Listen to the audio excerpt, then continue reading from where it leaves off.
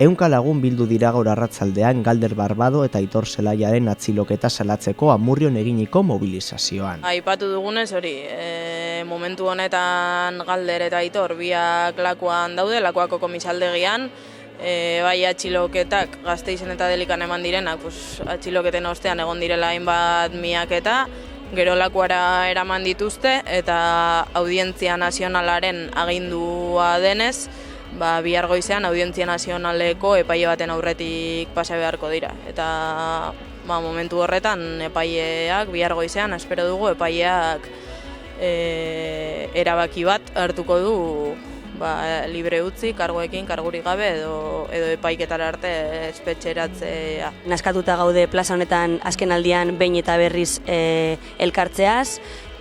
Amurrio jomuga bihurtu da batzuentzat eta behin eta berriz kolpatu gaituzte, lehenbizi Alfredoren atxiloketarekin, ondoren Julenen espetxeratzearekin, eta azkenik Galderrek hainbeste urtetan jasotako jasarpenaren azkeneko kapitulo honekin, ez?